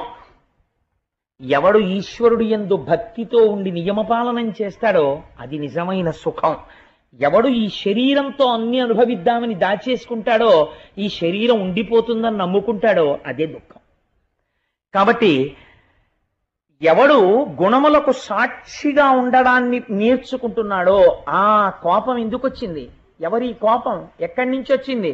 ఒకనాడు ప్రశాంతంగా ఉన్నాడు. ఈ ప్రశాంతత ఎవరు? ఎవరు నిద్రపోయారు? ఎవరు లేచారు? నిద్రపోయినప్పుడు ఎవరున్నారు? మరి లేచినప్పుడు ఎవరున్నారు? నిద్రలో లేనిది లేచినప్పుడు ఎక్కడి నుంచి వచ్చింది? లేచినప్పుడు ఉన్నది నిద్రలో ఏమైపోయింది అని తనలో తను ఎవరు విచారణ చేసుకుని జాగృత, స్వప్న, సుషుప్తి అనబడే 3 అవస్థలకి సాక్షిగా ఉంటున్నాడో వాడే ఈశ్వరుడై నాదో ఏకమైపోతున్నాడు. కాబట్టి ఇది తెలుసుకోవడానికి ప్రయత్నము చేయని వాడు చిల్లున్న మట్టి కుండలో నీళ్లు పోసుకుని రాత్రి తాగుదాం అనుకున్న పిచ్చివాడు. ఆయుక్షీణం అయిపోతుంది వాడికి, కన్నంలో నీళ్లు కారిపోతున్నాయి, ఇంకా ఎప్పుడో ఏదో తెలుసుకుందాం అనుకుంటాడు. అవకాశం వచ్చినప్పుడు తొందరగా తెలుసుకుని దాన్ని తీసుకొచ్చి ఆచరణలో పెట్టుకోలేనటువంటి మూఢుడు వాడు. చిల్లుకుండ యందు నీరు పోసుకుని రాత్రి తాగుదాం అనుకున్న మౌఢ్యమున్నవాడు. కాబట్టి ఇవి అన్ని బాగా నిలబడడానికి ఉత్తవా ముందు నువ్వు ఒక ప్రయత్నాన్ని ప్రారంభించు. ఏం చేస్తావు? కంచుతో కాని, సీసంతో కాని, వెండితో కాని, బంగారంతో కాని నా మూర్తిని చేసి ఇంట పెట్టుకో. ఇందుచేత సాత్వికమైన మూర్తిని తీసుకొచ్చి ఇంట్లో పెట్టి పువ్వులు వేయడం మొదలు పెడితే ఆ మూర్తి ఏం చేస్తుందో తెలుసా? మొదట్లో నువ్వు పెట్టింది అది తింటోంది అనుకుంటావు, నైవేద్యం పెట్టి నువ్వు వేసిన పువ్వులు అది పుచ్చుకుంటోంది అనుకుంటావు. అది క్రమంగా ఏం చేస్తుందో తెలుసా? నీ అహంకారాన్ని అది తినేయడం మొదలు పెడుతుంది. మొదలుపెట్టి క్రమక్రమంగా దాని మీద ఆధారపడతావు. నాదేముందయ్యా, నువ్వు కూడా ఆశీర్వచనం చేస్తేనే ఈ పని అవుతుంది అంటావు. క్రమక్రమంగా అసలు నేను అన్న పదార్థం ఇక్కడే ఉంది, అదే ఇక్కడున్నది అంటాడు. విగ్రహారాధనాన్ని చేతకాని వాళ్ళై మన వాళ్ళు పెట్టలేదండి. మనస్సు తొందరగా నిలబడడానికి ఏదో ఒక ఆలంబనం దొరకాలి కాబట్టి ఒక మూర్తిని పెట్టాడు. ఒక మూర్తిని పెడితే మనస్సు లగ్నం అవుతుంది. తర్వాత ఏం చేస్తాడు? అక్కడున్న మూర్తే ఇక్కడ ఒక జ్ఞానం ఇస్తాడు. ఏమిటా జ్ఞానం? ఓరి పిచ్చాడా, నీ పూజా మందిరంలో ఇలా పాలసముద్రంలో పడుకున్నట్టుగా నన్ను పెట్టుకుని పూజ చేస్తున్నావే, అలా ప్రతి జీవి గుండెల్లో నేను ఇలా పడుకునున్నాను. నేను ఇప్పుడు ఎక్కడ లేను, అంతటా నేనే అయి ఉన్నాను. అంతర్బహిష్య తత్సర్వం వ్యాప్య నారాయణ స్థిత. ఎక్కడ చూసినా ఇలా పాలసముద్రంలో పడుకున్న నారాయణుడే సభాస్వరూపముగా సదాశివుడు నిండిపోయి కనపడుతున్నాడు. ఈశ్వర దర్శనము విరాట్ రూప దర్శనముగా సహస్రశీర్షా పురుష అనేక రూపాలతో దర్శనమవుతున్నాడు అని ధ్యానమునందు గోచరమవుతుంటే ఆనందమును పొందుతూ అంతటా ఈశ్వరుణ్ణి చూస్తుండగా ఒకనాడు వాడిలో ఉన్నటువంటి ప్రాణవాయువు ఉత్క్రమణమును పొందుతోంది. వాడు నన్నే చూస్తూ వెళ్ళిపోయాడు కాబట్టి నాయందే చేరిపోతున్నాడు. కాబట్టి ఉద్ధవా, నువ్వు ఈ పని ప్రారంభించు, బదరికాశ్రమాన్ని చేరిపో, వచ్చేస్తోంది కలియుగం అన్నాడు. అంటే ఉద్ధవుడు బయలుదేరి బదరికాశ్రమానికి వెళ్ళిపోయాడు. పరమాత్మ ముందు బలరాముడు నడుస్తున్నారు. బలరాముడు నడుస్తూ శరీరాన్ని వదిలిపెట్టేసి తన చైతన్యాన్ని అనంతుడిలోకి కలిపేశాడు. బలరాముడి శరీరం నేల మీద పడిపోయింది. తదనంతరము కృష్ణ పరమాత్మ ఒక పొద చాటుకు వెళ్ళి నేల మీద పడుకుని మోకాలు మీద 2వ కాలు పెట్టి ఆ పాదాన్ని ఇలా కదుపుతూ పడుకున్నారు. దూరం నుంచి ఇంతకు పూర్వం చాప కడుపులోంచి ఇనప ముళ్ళు తీసి బాణమునకు పెట్టుకున్న బోయవాడు ఆ పొదల్లోంచి చూశాడు. అది జింక యొక్క చెవి ఇలా కదులుతున్నట్టు కనపడింది. ఈ జింక చెవి మీదకు బాణం వేస్తే తలలోకి గుచ్చుకుంటుంది అనుకున్నాడు. అనుకుని ఈ ఇనప ముళ్ళు తగిలించినటువంటి బాణము అదే యాదవకుల నాశనం కోసం వచ్చిన ముసలపు ముక్క. ఆ బాణాన్ని కృష్ణ పరమాత్మ యొక్క కాలి మీద ప్రయోగించాడు. ఏ శ్రీపాదములు గోపాల బాలురు నరణించాయో, ఈ లోకాన్నంతటిని పవిత్రం చేశాయో, స్వామి పాదచిహ్నములు ఈ నేల మీద మోపాడో, ఏ మహానుభావుడు కురుక్షేత్రంలో అర్జునుడు రథం మీద కూర్చుని గీతాపదేశం చేశాడో, ఏ పాదములను నమ్మి అర్జునుడు ధన్యుడైపోయాడో, ఏ పాదములను పట్టుకుని కొన్ని కోట్ల మంది మోక్షాన్ని పొందారో, ఆర్తితో పిలిచిన వాళ్ళ దగ్గరికి పరిగెత్తి ఏ శ్రీపాదములు దర్శనమిచ్చాయో అటువంటి బొటనవేలి దగ్గర ఆ బాణము వెళ్ళి గుచ్చుకుంది. హా అని అరిచారు కృష్ణ పరమాత్మ. బోయవాడు అయ్యో మనుష్యుణ్ణి కొట్టానని పరిగెత్తాడు. కృష్ణ పరమాత్మ పడుకునున్నారు, రక్తం ధారల కింద కారిపోతుంది. అయ్యయ్యో ఎంత పొరపాటు చేశాను స్వామి, మీ పాదాన్న బాణంతో కొట్టాను, నా జన్మకి ఇంకసలు నిష్కృతి ఉన్నదా అని నేలన పడి ఏడ్చాడు. నువ్వు నిమిత్త మాత్రుడివి నాయన, ఎవడూ తప్పించలేడు. ఎంతటి వాడు కూడా ఒకసారి ఈ శరీరంతో వచ్చిన తరువాత శరీరాన్ని వదిలిపెట్టవలసింది. నేను కూడా పెద్దల యొక్క వాక్కులు పాటించాను, అందుకని బాణం కాలికి తగిలితే విడిచిపెడుతున్నాను. లేకపోతే పరీక్షిత్ అమ్మ కడుపులో ఉండగా శుకుడు అంటాడు, నువ్వు ఏ అమ్మ కడుపులో ఉండగా బ్రహ్మశిరోనామకాస్త్రం వస్తే మీ అమ్మ కడుపులోకొచ్చి నిన్ను రక్షించాడో వాడి కాలి పొటన వేలికి బాణం తగిలితే వాడు ప్రాణం వదులుతాడా? తన్ని తాను రక్షించుకోలేడు. వాడు నిర్ణయించుకున్నాడు అలా బాణపు దెబ్బ తిని వదులుతానని, ఒకరి మాట నిలబెట్టడానికి. ఇప్పుడు నేను అందులోకి వెళ్ళను, మళ్ళీ ఆ భారతం అందులోకి పెడితే అదో పెద్ద కథ అయిపోతుంది. కాబట్టి ఆ బాణపు దెబ్బ చేత కృష్ణ పరమాత్మ శరీరమును వదిలిపెట్టేస్తున్నారు. పరుగు పరుగున దారుకుడు వచ్చాడు, ఏమిటి స్వామి పరిస్థితి, మీరిలా పడిపోవడమా, కృష్ణుడు శరీరం వదిలిపెట్టడమా అని. లేదు, అవతారం పరిసమాప్తం అయిపోతోంది, ఈ గుర్రములు రథము అన్ని అదృశ్యమైపోతాయి. ఇప్పుడు యాదవులందరూ కొద్ది క్షణాల్లో మరణించబోతున్నారని చెప్పారు. అకారణంగా ఆడుకుంటున్న యాదవుల మధ్యలో మీరు మేము రెండు పక్షాలు వేసుకుని యుద్ధం చేసుకుందామన్నారు. యుద్ధం చేసుకోవడం మొదలుపెట్టారు. ఒక్కొక్కళ్ళ శరీరంలో ఉన్నటువంటి శరీరాన్ని నువ్వు ముక్కలంతా ఖండించేసుకున్నారు, అలా కొట్టేసుకున్నారు.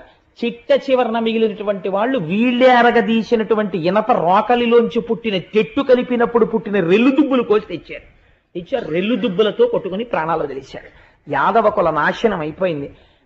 బలరాముడి భార్యలు కృష్ణుడి భార్యలు చాలా మంది ఆ శరీరాల్ని పట్టుకుని చితులలోకి ప్రవేశించారు. మిగిలిన వాళ్ళు ఎవరో కొద్ది మంది ఉంటే ఇంద్రప్రస్థానికి అర్జునుడు తీసుకెడదామని గాంధీవం పట్టుకుని తీసుకెడుతున్నాడు. ప్రథమ స్కంధంలో ఏడుస్తాడు, ఆ సఖుండు వెళ్ళిపోయాడు, ఇప్పుడు భూమి మీద లేడని. చిత్రం ఏమిటంటే కృష్ణ పరమాత్మ అవతారం చాలించగానే 10 మంది గోపబాలుల చేతిలో గాంధీవం ఉన్న అర్జునుడు ఓడిపోయాడు. ఆఖరణ అప్పుడు వచ్చి ధర్మరాజుకి చెప్తాడు, గాంధీవం ఉంది, పాశుపతాస్త్రం ఉంది, గెలిచాననుకున్నాను. ఆ మహానుభావుడు అన్ని అస్త్రాలకి అస్త్రం, వాడి సారథ్యం వల్ల గెలిచాను అనుకోలేదన్నయ్యా, వెళ్ళిపోయాడు నా సఖుడు, నేను జీవన్మాత్రుడని అన్నాడు.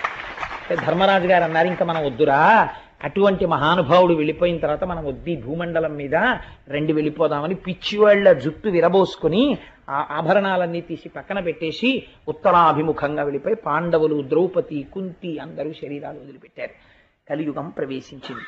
కానీ కృష్ణ పరమాత్మ ఉద్ధవుడితో ఒక్క మాట చెప్పారు, ఎవ్వరికీ భయం లేదు. ఎవరు ఈ భాగవత కథ వింటున్నారో వాళ్ళందరికీ కూడా చెవులలోంచి అమృతమును పానము చేసినట్టే, వారందరూ నన్నే చెందుతారు, నేను అభయం ఇస్తున్నాను. కాబట్టి వారు కన్ను మూసినప్పుడు, వారు కన్ను తెరిచినప్పుడు నా దర్శనమే అగుట కొరకు పోతన గారు మనకు ఒక గొప్ప భిక్ష పెట్టారు. వ్యాసుడు సంస్కృతంలో ఇచ్చిన శ్లోకాన్ని యథాతథంగా తెలుగులోకి అనువాదం చేశారు. అది జీవనాడి భాగవతానికి. ఇది మనం అడగాలి కృష్ణుణ్ణి, కృష్ణ నీ కథ విన్నాం, మాకు నువ్వేమివ్వాలో తెలుసా? మా కన్ను తెరిచినప్పుడు నువ్వే కనపడాలి, మా కన్ను మూత పడిపోయినప్పుడు నిన్ను చూస్తూనే మూత పడిపోవాలి అని. భాగవతం ప్రసంగాలు పూర్తవుతున్నప్పుడు ఎవరు అడుగుతారో వారందరికీ కృష్ణానుగ్రహము కలుగుతుంది. నిలబడి చదవడం, నిలబడి వినడం తప్పు. కాబట్టి కూర్చుని వినాలి, కూర్చుని చదవాలి. కాబట్టి నేను ఇప్పుడు చెప్తాను ఆ పద్యాన్ని. సభలో ఉన్న వారందరూ భాగవత శ్రవణ ఫలితమును కోరుకున్న వారైతే చక్కగా ఆ పద్యాన్ని చెప్పండి. మనుష్య జన్మకి ఇంతకన్నా ప్రయోజనం ఏమిటి? ఈ పద్యాన్ని చెప్పుకొని చక్కగా రేపటి రోజున మహాభాగవత దర్శనము చెయ్యండి అని చెప్పాడు కృష్ణ పరమాత్మ. రేపు మన కోసమని సత్యదండాన్ని చేతిలో పట్టుకొని, కమండలం పట్టుకొని స్వరూపానందేంద్ర సరస్వతి స్వామి వారు అలా బయలుదేరి కాలినడకన రావడానికి ఒప్పుకున్నారు మహానుభావుడు వ్యాందిగి. అక్కడి నుంచి నడుస్తూ అందరికీ కనపడేటట్టుగా నారాయణ నారాయణ నారాయణ నామపురస్సరంగా ఆశీర్వచనం చేస్తూ వారి వేదిక మీదకొచ్చి వారు రేపటి సాయంకాలం శ్రీచక్రార్చన చేస్తారు. అంతటి మహోత్కృష్టమైన ఘట్టాన్ని రేపు మనం తిలకించి శ్రీచక్ర తీర్థాన్ని తీసుకుని పవిత్రులం అయిపోదాం. ఇప్పుడు మీ అందరూ కూడా కృష్ణ మీ అనుగ్రహం మాకు కావాలి అని అపేక్షింపబడినటువంటి ఈ పద్యాన్ని చెప్పండి.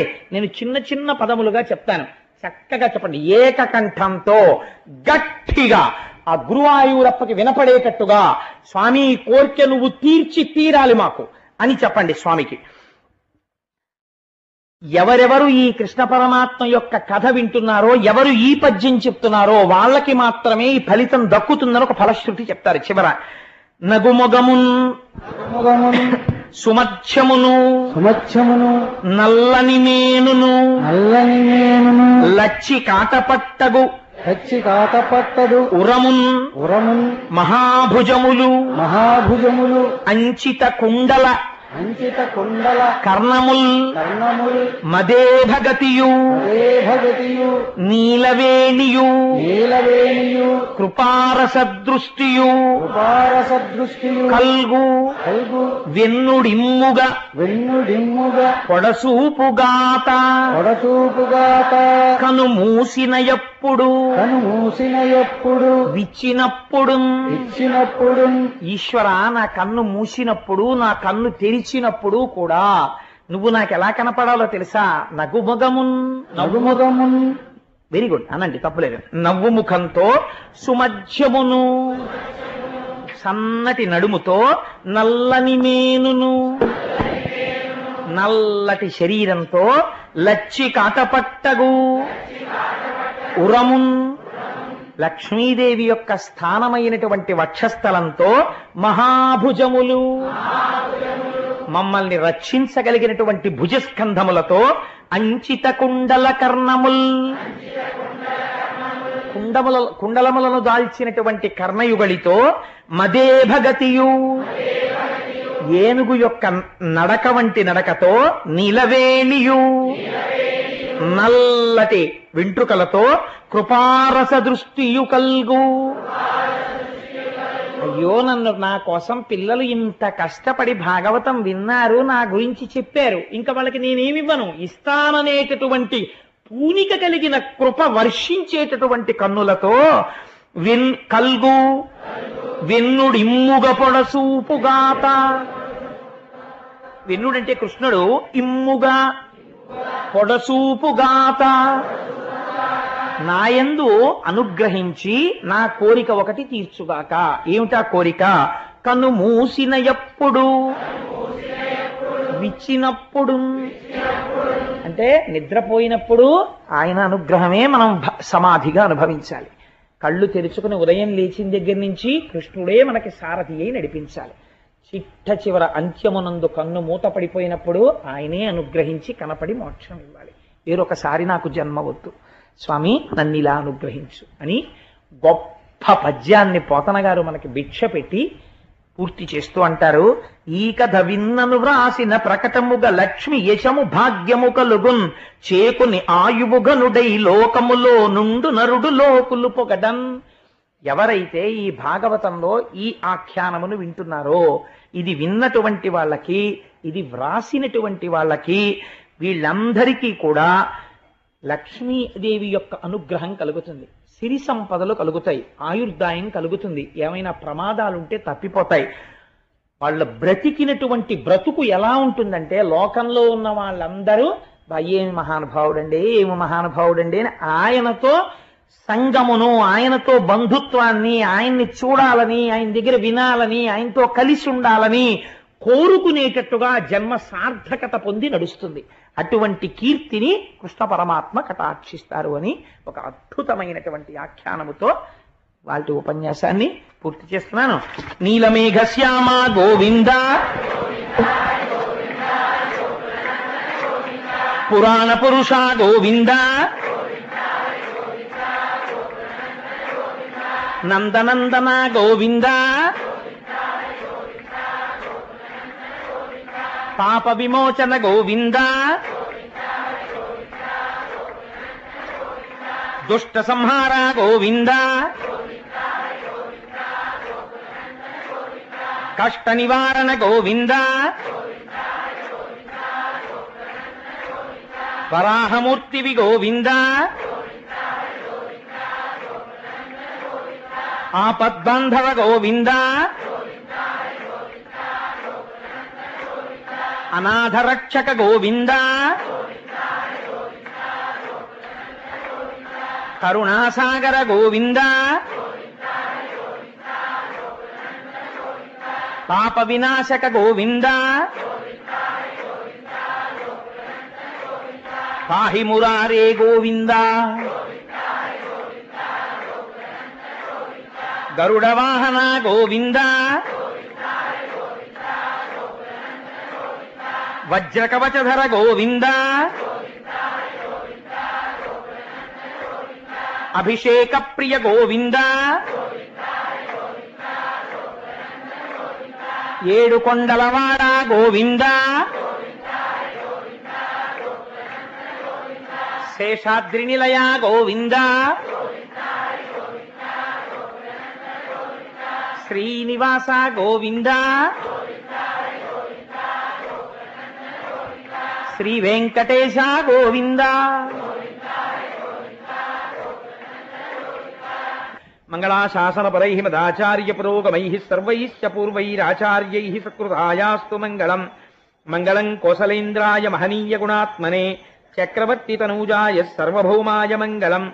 ఉమాకాంతాయ కాంతాయ కామితార్థప్రదాయినే శ్రీగిరీశాయ దేవాయ మలినాథాయ మంగళం. కరచరణకృతం వా కర్మ వాక్కాజం వా శ్రవణనైనజం వా మానసం వాపరాధం విహితం వా సర్వమేత్తక్షమస్వ. శివ శివ కరుణాబ్ధే శ్రీ మహాదేవ శంభో. సర్వం శ్రీ ఉమామహేశ్వర పరబ్రహ్మార్పణమస్తు. స్వస్తి.